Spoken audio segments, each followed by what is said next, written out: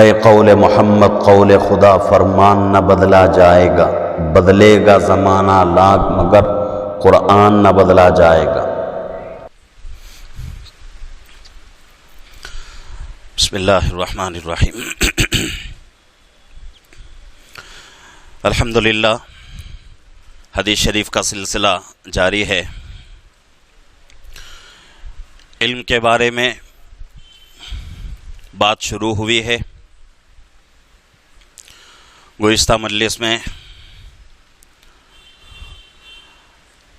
کتاب العلم شروع ہوئی، بہت ساری باتیں گزشتہ مجلس میں آ چکی ہیں۔ آج جو حدیث ہمارے سامنے آ رہی ہے، اس کے لیے حضرت امام بخاری رحمۃ اللہ علیہ باب باندھ رہے ہیں، باب من رفع صوتہ بالعلم۔ یہ باب علمی بات زور سے کہنے کے بارے میں ہے۔ حدیث کے راوی حضرت عبداللہ ابن عمر رضی اللہ عنہما فرماتے ہیں کہ ہم ایک مرتبہ اللہ کے نبی پاک صلی اللہ علیہ وسلم کے ساتھ سفر میں موجود تھے۔ ہم اسی سفر میں آگے نکل گئے، اور یہاں تک کہ نماز کا وقت بالکل ختم ہونے والا تھا۔ ہم ایک جگہ پہنچے، وَنَحْنُ نَتَوَضَّأُ، ہم وضو کرنے لگے۔ اتنے میں اللہ کے نبی پاک صلی اللہ علیہ وسلم بھی ہمارے تک پہنچ گئے۔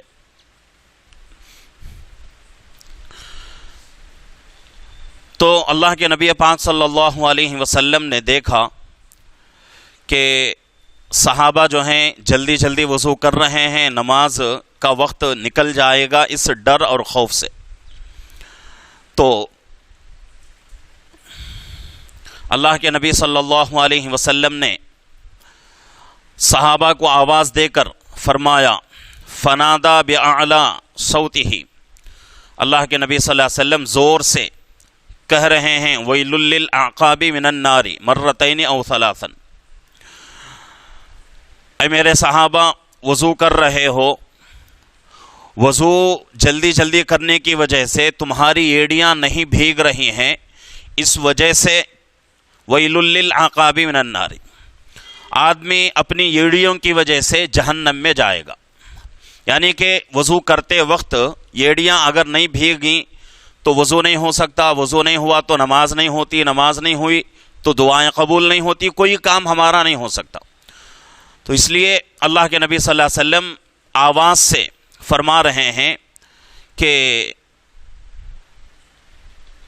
آدمی ایڑیوں کی وجہ سے جہنم کا مستحق ہو جائے گا، مرتین او ثلاثا۔ یہ لفظ اللہ کے نبی صلی اللہ علیہ وسلم نے 2 مرتبہ یا 3 مرتبہ ارشاد فرمایا۔ یعنی یہاں جو ہے حضرت امام بخاری رحمۃ اللہ علیہ یہ ثابت کرنا چاہتے ہیں کہ بھئی ایک علمی بات، ایک مسئلہ اللہ کے نبی پاک صلی اللہ علیہ وسلم صحابہ کو سمجھا رہے ہیں، کیسے؟ زور سے بول کر سمجھا رہے ہیں۔ مجمع زیادہ ہو، اگر آدمی زور سے نہ بولے تو اس کی آواز سب تک نہیں پہنچ سکتی۔ آج کے زمانے میں تو بہت ساری چیزیں آ چکی ہیں، جیسا کہ ہمارے سامنے مائک ہے، مائک میں اگر ہلکی آواز سے بھی اگر آدمی بولے گا تو اس کی آواز جو ہے مائک کے ذریعے سے سب تک پہنچ جائے گی۔ لیکن اس زمانے میں مائک کا کوئی انتظام نہیں تھا، تو اس لیے اللہ کے نبی صلی اللہ علیہ وسلم زور سے 2 مرتبہ یا 3 مرتبہ ارشاد فرما رہے ہیں کہ آدمی اپنی ایڑیوں کی وجہ سے جہنم میں جائے گا۔ تو ہمارے لیے بھی ضروری ہے کہ جب ہم وضو کریں، بعض کتابوں میں یہی لکھا ہوا ہے کہ وضو کرتے وقت آدمی کے لیے ضروری ہے کہ ایڑیوں کا حصہ جو ہے پیچھے کا، اس کو جو ہے ہاتھ سے رگڑ کر وضو میں پورا کرے وضو کو۔ یہ ضروری ہے، اس لیے کہ سامنے کا حصہ تو ہمیں نظر آ جاتا ہے، اور کہاں بھیگ رہا ہے کہاں نہیں بھیگ رہا ہے یہ ہمیں آسانی سے نظر آئے گا، لیکن پیچھے کا جو حصہ ہے ایڑیوں کا وہ نظر نہیں آتا۔ تو اس وجہ سے اللہ کے نبی صلی اللہ علیہ وسلم فرما رہے ہیں کہ ایڑیوں کا حصہ نہیں بھیگتا، اگر جلدی جلدی وضو کرو گے تو سوکھا رہ جائے گا، نماز نہیں ہوگی۔ تو آج بھی یہی حکم ہے۔ بہت سارے لوگ جو ہے کیا کرتے ہیں، وقت جو ہے بالکل جماعت کھڑے ہونے کے وقت میں آتے ہیں، اس سے انکار نہیں کہ بھئی آدمی کو جو ہے کوئی کام نہیں ہے، ایسے ہی جو ہے سستی کر رہا ہے، ایسی بات نہیں، کام رہتا ہے، کوئی جو ہے مشغولی ہو گئی، کسی کام میں جو ہے مشغول ہو چکا ہے، مجبوری ہو گئی، اگر آیا اس وقت جماعت کھڑی ہو رہی ہے تو اس کے لیے ضروری ہے۔ اور یہاں جو ہے دو غلطیاں ہوتی ہیں، ایک وضو کی اور ایک وضو کر کے چل کر جماعت میں شامل ہونے تک کی، یہ دو غلطیاں ہیں۔ ان دو غلطیوں سے اللہ کے نبی نے منع فرمایا ہے۔ پہلی غلطی، وضو کرتے ہیں جلدی جلدی، وضو کرتے وقت پیچھے کا حصہ پیروں کا نہیں بھیگتا تو پھر ہماری نماز نہیں ہو سکتی۔ تو اس لیے ضروری ہے کہ ایڑیوں کا حصہ جو ہے وہ رگڑ رگڑ کر کیا کریں، ہم وضو کریں، اس کو جو ہے بھگانے کی کوشش کریں۔ اور دوسری غلطی یہ کرتے ہیں، وضو ہو گیا، بھاگتے ہوئے آتے ہیں، آ کر صف میں شامل ہونے کی کوشش کرتے ہیں، یہاں تک کہ اللہ کے نبی صلی اللہ علیہ وسلم نے اس سے منع فرمایا ہے کہ بھئی جماعت کی نماز میں شامل ہونے کے لیے بھاگ کر جاؤ، اس سے میں تم کو منع کرتا ہوں۔ اگر بھاگ کر جائیں گے تو اس میں بہت ساری جو ہے نقصانات ہیں، بھاگنے میں آدمی گر بھی سکتا ہے، بھاگنے میں آدمی کی سانس جو ہے پھول سکتی ہے، تو یہ تمام جو ہے پریشانیاں ہوتی ہیں۔ اگر آدمی کی رکعت چھوٹ رہی ہے تو مطلب یہ نہیں کہ بھئی آدمی جو ہے سستی کرے، کاہلی سے جو ہے رکعت چھوڑ دے، ایسی بات نہیں۔ مجبوری ہو گئی، ہم آئے ایسے وقت میں، جماعت کھڑی ہو گئی، وضو کر کے صف میں آنے تک ہماری ایک رکعت ہماری چھوٹ رہی ہے، تو رکعت چھوٹنے کے ڈر سے ہم مسجد میں نہیں بھاگیں گے، مسجد میں تیز قدم سے نہیں چلیں گے۔ مسجد کے آداب میں سے ایک ادب یہ ہے کہ مسجد میں اگر کوئی آدمی بغیر عذر کے کھانستا ہے، کھنکارتا ہے تو اس کا یہ عمل مکروہ ہے۔ بغیر عذر کے کھانسنا بھی نہیں ہے، کھنکارنا بھی نہیں ہے، مسجد کا یہ ادب ہے۔ تو آج کل تو مسجدیں جو ہے ان کا کوئی لحاظ نہیں ہے ہمارے پاس کہ ہم جو ہے بیٹھے ہوئے دنیا کی باتیں کرتے رہتے ہیں۔ اللہ کے نبی صلی اللہ علیہ وسلم نے قیامت کی نشانیوں میں سے ایک نشانی یہ بھی فرمائی حدیث شریف میں کہ تم لوگ دیکھو گے آخری زمانے میں ایک قوم آئے گی، وہ قوم جو ہے مسجدوں میں حلقے بنا کر باتیں کرنے لگے گی، اور ان کا مقصد جو ہے صرف اور صرف دنیا رہے گی، دین کی کوئی بات وہ لوگ نہیں کریں گے بلکہ دنیا کی باتیں کرتے رہیں گے حلقے بنا کر۔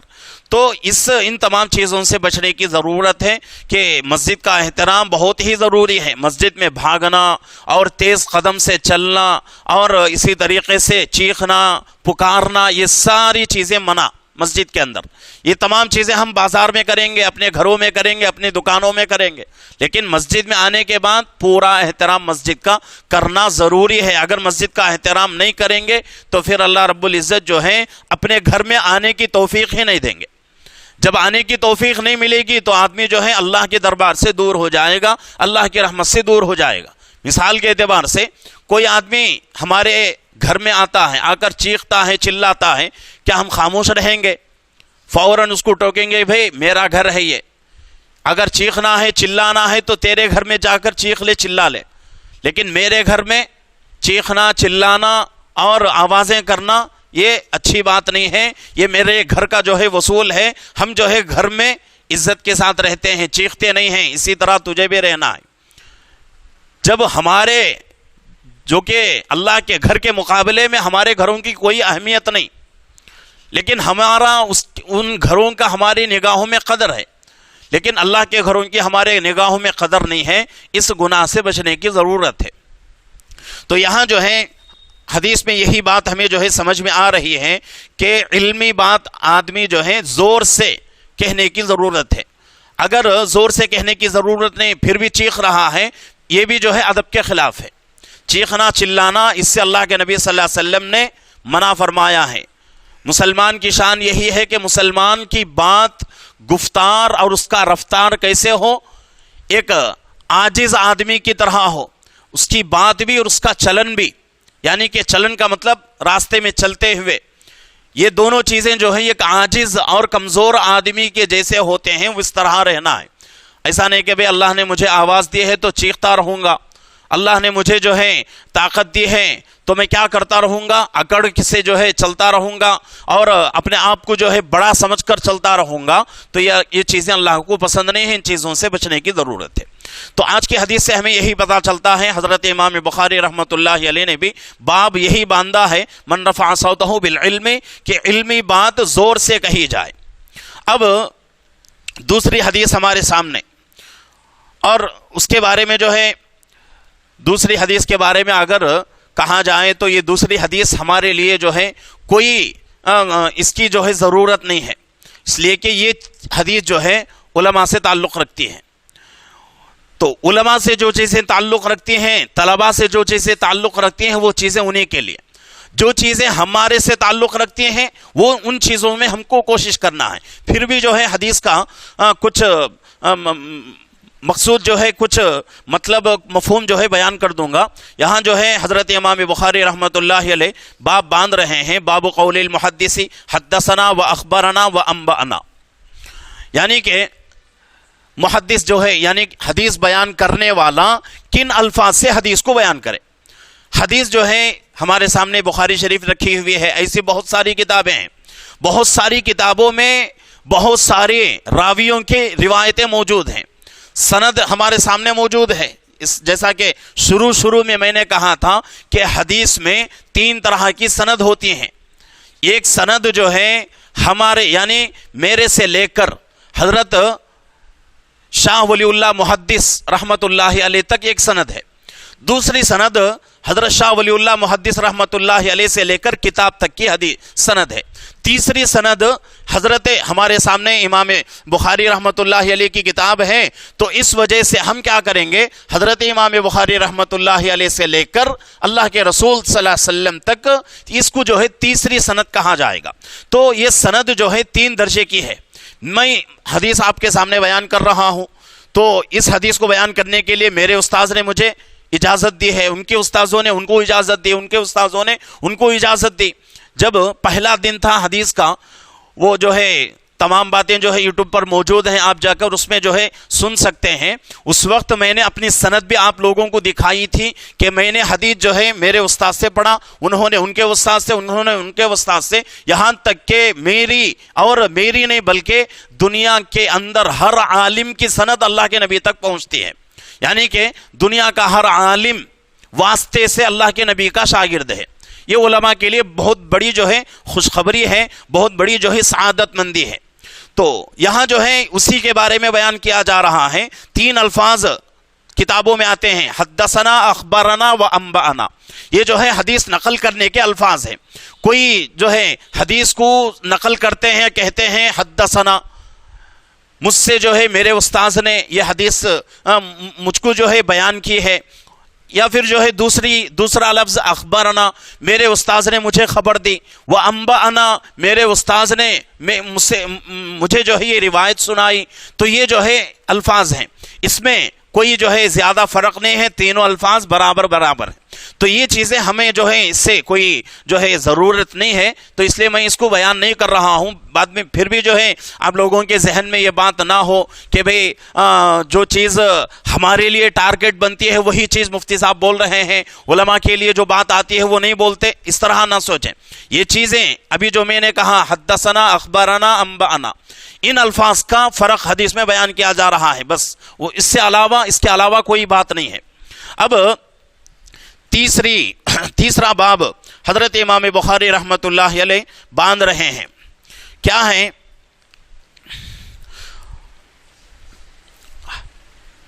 یہاں جو ہے اللہ کے نبی پاک صلی اللہ علیہ وسلم اسی باب میں ایک روایت لا رہے ہیں کہ حضرت عبداللہ ابن عمر رضی اللہ عنہما اللہ کے نبی پاک صلی اللہ علیہ وسلم کے سے روایت کرتے ہیں، فرماتے ہیں کہ ان من الشجر شجرۃ لا يسقط ورقها وانها مثل المسلم فحدثوني ما هي قال فوقع الناس في شجر البوادي قال عبد الله ووقع في نفسي انها النخلة فاستحييت ثم قالوا حدثنا ما هي يا رسول الله قال هي النخلة، یعنی کہ اس تیسری روایت میں اللہ کے نبی پاک صلی اللہ علیہ وسلم صحابہ سے پوچھ رہے ہیں، اور اس حدیث کے راوی حضرت عبداللہ ابن عمر رضی اللہ عنہما، یعنی حضرت عمر رضی اللہ عنہ کے صاحبزادے، حضرت عمر رضی اللہ عنہ کے بیٹے، بہت بڑے صحابی ہیں، ان کے حالات جو ہیں پیچھے گزر چکے ہیں، اور ہر حدیث کے شروع میں جو راوی روایت کر رہے ہیں حدیث کو، ان کے حالات میں سناتا ہوں، اور جن کی حالتیں پیچھے گزر چکی ان کو میں دوبارہ نہیں سناتا، اس وجہ سے کہ وقت نکل جائے گا، تو ان کی حالات جو ہے پیچھے گزر چکے ہیں۔ یہاں جو ہے راوی حدیث کے حضرت عبداللہ ابن عمر رضی اللہ عنہما ہیں، فرما رہے ہیں کہ اللہ کے نبی پاک صلی اللہ علیہ وسلم نے ارشاد فرمایا، ان من الشجر شجرۃ لا يسقط ورقها، درختوں میں کوئی درخت ایسا ہے جس کے پتے نہیں ہوتے، جس کے پتے نہیں ہوتے، اور اس کی مثال اللہ کے نبی صلی اللہ علیہ وسلم فرماتے ہیں وَإِنَّهَا مِثْلُ الْمُسْلِمِ، اس کی مثال مسلمان کی طرح ہے۔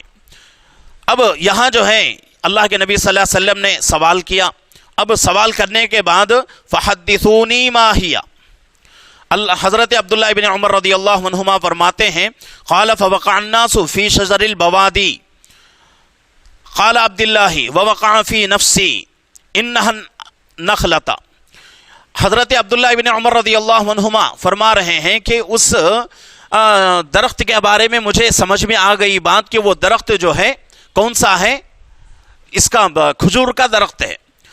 کھجور کا درخت تو سمجھ میں بات آ گئی، لیکن میں نے اللہ کے نبی صلی اللہ علیہ وسلم کی اس مجلس میں اس بات کا ذکر نہیں فرمایا۔ قالوا حدثنا ما ہی یا رسول اللہ قال ہی النخلہ، اللہ کے نبی پاک صلی اللہ علیہ وسلم کے اس سوال کے اوپر حضرت عبداللہ ابن عمر رضی اللہ عنہما فرماتے ہیں میں نے اس مجلس میں اس کا جواب نہیں دیا، اس وجہ سے کہ میں نے جواب دینے پر شرم محسوس کی، جواب دینے پر شرم محسوس کی۔ کیوں شرم محسوس کی؟ اس وجہ سے کہ کبار صحابہ اس مجلس میں بیٹھے ہوئے تھے، یعنی بڑے صحابہ اور کبار صحابہ اس مجلس میں بیٹھے ہوئے تھے۔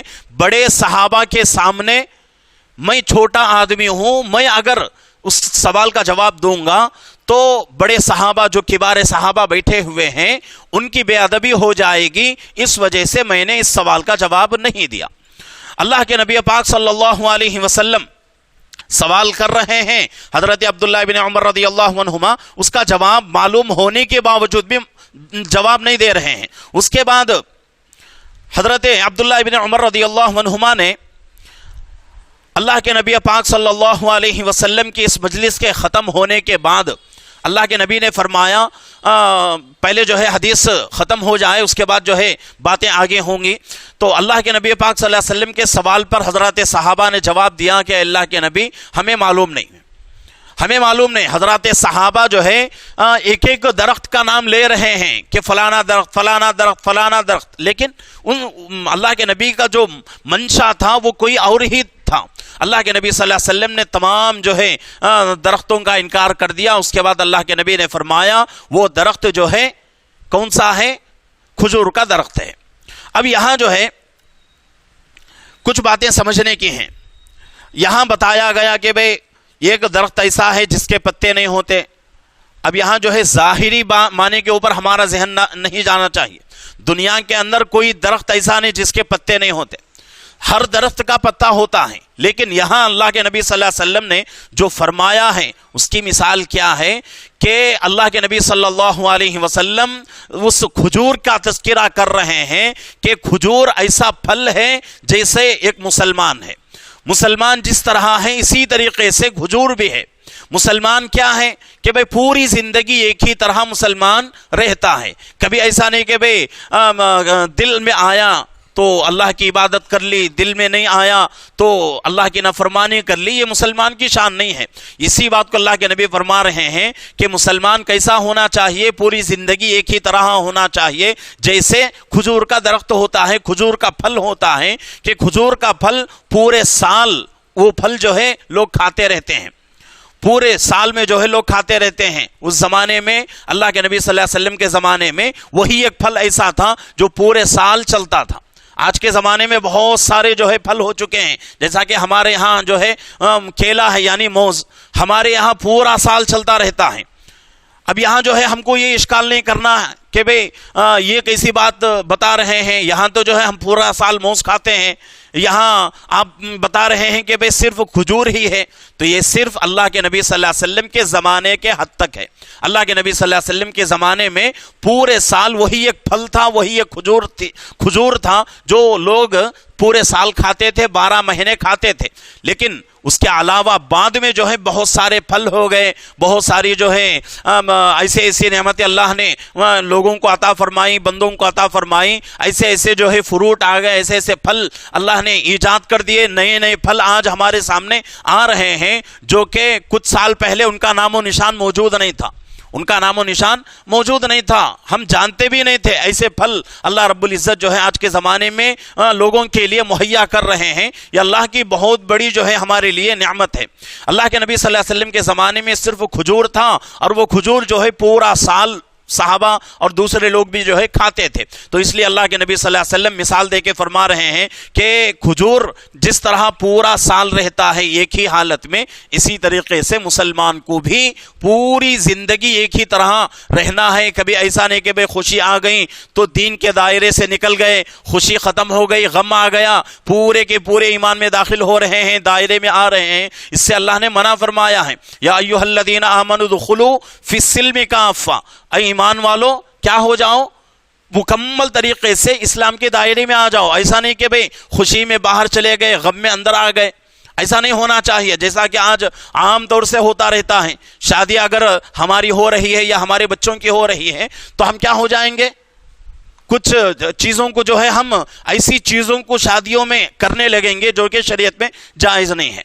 ابھی جو ہے 3-4 دن پہلے جو ہے ایک سوال آیا تھا کہ ایک نوجوان جو ہے سوال کر رہا ہے کہ مفتی صاحب میں اپنی شادی جو ہے کرنا چاہتا ہوں، لیکن میرا ارادہ یہ ہے کہ شادیوں میں میری شادی میں صرف وہی کام میں کروں گا جو کام شریعت میں حکم دیا گیا ہے، جس کام کا شریعت میں حکم دیا گیا ہے.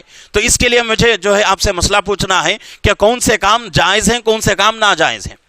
تو میں نے اس سے سمجھایا کہ بھئی نکاح کے لیے آج کل جتنے کام ہو رہے ہیں یہ کام پورے جو ہیں شریعت سے ان کا کوئی تعلق نہیں. نکاح کے لیے صرف نکاح کی مجلس ہو اور 2 گواہ موجود ہوں اور اسی طریقے سے ایجاب و قبول ہو جائے اور نکاح ہو جائے، یہی جو ہے نکاح ہے. نہیں، اگر اس سے بڑھ کر اگر ہم کوئی دعوت کر لیں اس مقصد سے کہ بھئی ہمارے نکاح میں دور سے آ رہے ہیں، لوگ دور سے آ رہے ہیں صرف ہمارے نکاح میں، ہمارے بچوں کے نکاح میں شریک ہونے کے لیے، تو اس کی جو ہے گنجائش ہے. لیکن اس کا بوجھ ہم بچی والوں کے اوپر نہیں ڈالیں گے. آج کل جو ہے ایک لوگوں نے بہت ہی نظام ایک دم جو ہے بگاڑ کے رکھ دیا ہے، اس کی کوئی حد نہیں ہے. اچھے لوگ جو ہے اپنی شادیوں میں جو ہے ناچ گانا سب کچھ کراتے رہتے ہیں. اس سے جو ہے بچنے کی ضرورت ہے. تو اسی کو جو ہے فرمایا جا رہا ہے کہ مسلمان پوری زندگی ایک طرح رہے، کبھی ایسا نہ ہو کہ بھئی اسلام کے دائرے سے نکل جائے، کبھی جو ہے اسلام کے دائرے میں آ جائے. یہ مسلمان کی شان نہیں ہے. جس طرح پورا سال کھجور رہتا ہے ایک ہی حالت میں، اسی طریقے سے مسلمان کو بھی رہنا ہے. تو یہ بات اللہ کے نبی پاک صلی اللہ علیہ وسلم نے صحابہ سے فرمایا. اور بعض حدیثوں سے بات ہمیں یہ پتہ چلتی ہے کہ اس مجلس کے ختم ہونے کے بعد حضرت عبداللہ ابن عمر رضی اللہ عنہ نے اپنے والد سے فرمایا کہ ابو جان، وہ سوال جو اللہ کے نبی نے سوال کیا تھا ہم سے کہ کون سا درخت ایسا ہے جس کے پتے نہیں ہوتے، تو وہ جواب میرے ذہن میں آ چکا تھا لیکن میں نے جواب نہیں دیا. تو اس پر حضرت عمر رضی اللہ عنہ نے کہا کہ اگر تم جواب دیتے تو میرے لیے بڑی خوشی کی بات ہو جاتی، میرے لیے بڑی خوشی کی بات ہو جاتی. صحابی کہتے ہیں یعنی حضرت عبداللہ ابن عمر رضی اللہ عنہما، اس لیے میں نے جواب نہیں دیا کہ اس مجلس میں آپ بھی ہیں اور آپ کے ساتھ بڑے بڑے صحابہ موجود ہیں، تو اس لیے میں نے بڑے صحابہ کا ادب کرتے ہوئے میں نے کیا کیا ہے، جواب نہیں دیا.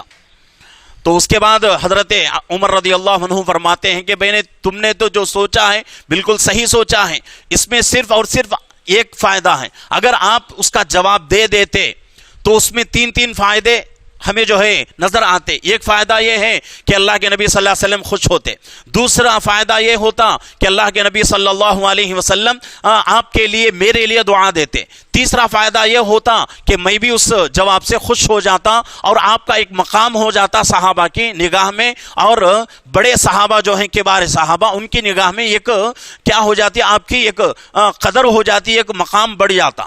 تو اسی لیے اس سے پہلے بھی بات گزری تھی کہ حضرت عمر رضی اللہ عنہ کا جب خلافت کا زمانہ آیا تو حضرت عمر رضی اللہ عنہ اپنی مجلس میں بڑے بڑے صحابہ کی موجودگی میں حضرت عبداللہ ابن عباس رضی اللہ عنہما کو اپنے ساتھ بٹھاتے تھے اور اپنے بازو میں بٹھاتے تھے۔ حضرت عبد الرحمن ابن عوف رضی اللہ عنہ نے ایک مرتبہ اشکال کیا، اعتراض کیا کہ امیر المومنین عبداللہ بہت چھوٹے ہیں۔ اس وقت ان کی عمر جو ہے محدثین فرماتے ہیں صرف اور صرف 20 سال تک تھی، 20 سال سے آگے نہیں تھی ان کی عمر۔ تو حضرت عمر رضی اللہ عنہ سے اعتراض کرنے لگے حضرت عبد الرحمن بن عوف رضی اللہ عنہ کہ چھوٹے صحابی ہیں، بڑے لوگوں کے درمیان میں آپ بٹھا رہے ہیں۔ تو اس وقت حضرت عمر رضی اللہ عنہ نے صحابہ سے پوچھا کہ صحابہ میرا ایک سوال ہے، آپ جواب دے دیں کہ سورہ نصر جو نازل ہوئی ہے، یعنی اذا جاء نصر اللہ جو سورت نازل ہوئی ہے، اس کا جو ہے پس منظر کیا ہے، کس وجہ سے نازل ہوئی، اس میں کیا چیز بتائی گئی؟ تو صحابہ نے، سب نے، بڑے اور چھوٹے تمام صحابہ نے کہا کہ امیر المومنین اس میں فتح کی خوشخبری دی گئی ہے، یعنی کہ آگے چل کر ہم جو ہے آپ کو فتح دیں گے، مسلمانوں کو غلبہ حاصل ہوگا۔ تو اس کے بعد حضرت عمر رضی اللہ عنہ نے عبداللہ ابن عباس رضی اللہ عنہما سے پوچھا کہ اے عبداللہ تم کیا کہتے ہو؟ تو انہوں نے کہا کہ امیر المومنین میں ایسا نہیں سمجھتا، بلکہ سورہ فتح میں اللہ نے جو بات کہی ہے وہ اللہ کے نبی صلی اللہ علیہ وسلم کی وفات کا تذکرہ ہو رہا ہے کہ اب آپ کی جو ہے زندگی ختم ہو رہی ہے، آپ کو جو ہے ہمارے پاس آنا ہے، اس کی تیاری شروع کر لیں۔ تو جب یہ بات حضرت عبداللہ ابن عباس رضی اللہ عنہما نے کہا تو تمام صحابہ جو ہے اس تفسیر کو قبول کر لیے، اور تمام صحابہ کے نظروں میں آپ کا مقام جو ہے اونچا ہو گیا۔ تو اسی لیے پورے جتنے بھی مفسرین گزرے ہیں، تمام مفسرین میں سب سے بڑے مفسر اگر کوئی ہیں تو حضرت عبداللہ ابن عباس رضی اللہ عنہما ہیں۔ ان کی تفسیر سے بڑھ کر کسی کی تفسیر نہیں ہو سکتی۔ تمام مفسرین انہی کی تفسیر لے کر ہی تفسیر جو ہے لکھتے ہیں۔ ان کی جو ہے کتابیں تفسیر جو ہے بہت ہی معنی تفسیر ہے حضرت عبداللہ ابن عباس رضی اللہ عنہما کی۔ تو یہاں جو ہے یہ پتہ چلتا ہے کہ بڑے لوگوں کے ہوتے ہوئے چھوٹے لوگوں کو نہیں بولنا چاہیے۔ اور اس کی طریقے سے آج کل جو ایک نئی بیماری شروع ہو چکی ہے، کسی جو ہے مجلس میں بیٹھے ہوئے ہیں، کوئی بات آ گئی، اس مجلس میں علماء بھی موجود رہتے ہیں، لیکن اس کے باوجود بھی لوگ جو ہے ان کے پاس علم نہیں، فوراً جو ہے فتویٰ دے دیتے ہیں کہ بھئی یہ جائز ہے یا ناجائز۔ یہ نہیں سوچتے کہ بھئی مجلس کے اندر علماء بیٹھے ہوئے ہیں، چلو ایک بات پوچھ لیتے ہیں۔ نہیں، آج ایک ایسا ذہن جو ہے بنتا جا رہا ہے، اس سے جو ہے حدیث میں منع کیا گیا ہے۔ بڑے لوگوں کے سامنے، بڑے لوگوں کا مطلب کیا ہے؟ صرف عمر کا لحاظ نہیں بلکہ علم کا بھی لحاظ ہونا چاہیے۔ علم میں بھی اگر کوئی آدمی ہمارے سے بڑا ہمارے سامنے بیٹھا ہے تو اس کے سامنے زبان کھولنے کی ہمیں اجازت نہیں ہے۔ اگر یہ بات اگر چاہو تو کسی بھی مفتی سے آپ معلوم کر لیں کہ اگر کوئی آدمی، ایسا آدمی جس کو علم نہیں ہے اور مسائل کا علم نہیں ہے، اس آدمی سے کوئی آدمی آ کے مسئلہ پوچھے، یا آدمی جواب دے دے، جواب دینے میں بالکل 100% جواب دے دے، پھر بھی گناہ ہوگا اس کو، پھر بھی اس کو گناہ ہوگا۔ اس وجہ سے گناہ ہوگا کہ علم اس کے پاس نہیں ہے۔ جتنا علم اس کے پاس ہے وہ کیا ہے؟ اپنے ذاتی اعتبار سے عمل کرنے کے لیے ہے، دوسروں کو مسائل بولنے کا علم اس کے پاس نہیں ہے۔ اگر یہ سوچیں آپ کہ بھئی ہمارے پاس تو علم ہے، ہم بول رہے ہیں، مسئلہ معلوم ہے، تو مسئلہ معلوم ہونا الگ ہے، مسئلے کی تحقیق الگ ہے۔ مسئلہ معلوم ہونا الگ چیز ہے۔ اب لوگوں کو مسئلہ معلوم ہے کہ بھئی کیا ہے، وضو میں 4 جو ہے فرائض ہیں، اور نماز کے اندر 6 فرائض ہیں، 14 جو ہے واجبات ہیں، اور 21 جو ہے سنتیں ہیں، معلوم ہے۔ لیکن وجوہات کیا ہیں اس کی، اور وہ چیزیں جو ہیں واجب ہونے کے لیے، فرض ہونے کے لیے دلیل کیا ہے؟ اگر کوئی دلیل پوچھے تو دلیل آپ کو دینا پڑے گا۔ تو یہ اگر علم ہے تو آدمی جو ہے سامنے والے کو مسئلہ بتا سکتا ہے. اور یہ بھی اللہ کے نبی صلی اللہ علیہ وسلم نے قیامت کی نشانیوں میں بتایا. قیامت کے قریب ایک ایسا زمانہ آئے گا کہ ان پڑھ آدمی ایک ان پڑھ سے جو ہے مسئلہ معلوم کرے گا, اور اس کے پاس علم نہیں ہے پھر بھی جواب دے گا, یہ خود گمراہ ہوگا اور اس کو بھی گمراہ کرے گا. تو اس لیے ضروری ہے کہ اپنا ہر کام جو ہے شریعت کے مطابق کرنے کی کوشش کریں. شریعت کے مطابق کرنا ہے تو علماء کے پاس آنا پڑے گا. علماء سے رابطہ کیے بغیر آپ کا کوئی عمل مکمل ہو نہیں سکتا. یہ اٹل فیصلہ ہے. آپ کو اگر اچھی نہ لگے بات, کوئی مذائقہ نہیں ہے. تو یہ تو دنیا کی بات ہے. نزہۃ المجالس ایک کتاب ہے, اس کے اندر حضرت جو ہے ایک حدیث لا رہے ہیں کہ قیامت ختم ہو جائے گی, جنت میں جانے والے چلے جائیں گے. اللہ رب العزت جنتیوں سے پوچھیں گے کہ بھئی کوئی اور خواہش ہے تو بتاؤ, پورا کر دی جائے گی. تو لوگوں کو معلوم نہیں ہوگا کہ بھئی اتنی ساری نعمتیں مل گئیں, ساری چیزیں مل گئیں, پھر بھی اللہ رب العزت سوال کر رہے ہیں. اس وقت لوگ کیا کریں گے؟ علماء کے پاس آ کر مسئلہ پوچھیں گے, جنت میں بھی. تو اس بات کو جو ہے یاد رکھنے کی ضرورت ہے کہ علماء سے صرف جو ہے دنیا کی حد تک جو ہے تعلق نہیں, بلکہ آپ کو جو ہے علماء کی ضرورت جنت میں بھی پڑے گی. تو اس لیے ضروری ہے تو اپنا ہر کام جو ہے شریعت کے مطابق کرنے کی کوشش کریں. علماء سے جو ہے اپنا رابطہ مضبوط رکھیں, اور ہر کام جو ہے آج کے زمانے میں جو ہے ایسے مسائل پیدا ہو چکے ہیں کہ اگر اس کو باریکی سے اس کے اوپر نظر کیا جائے تو اس میں کتنی صورتیں ناجائز کی نکلتی ہیں, اس کی کوئی حد نہیں. تو اس لیے اپنا ہر مسئلہ جو ہے کسی عالم سے, کسی مفتی سے معلوم کر کے اس کو مکمل درجے تک پہنچانے کی کوشش کریں. اس سے انشاءاللہ ہمارا ہر عمل اللہ کے یہاں قبول ہوگا, اور اس کے ساتھ ساتھ اللہ رب العزت جو ہے ہمیں اس کام کے کرنے پر ثواب بھی دیں گے.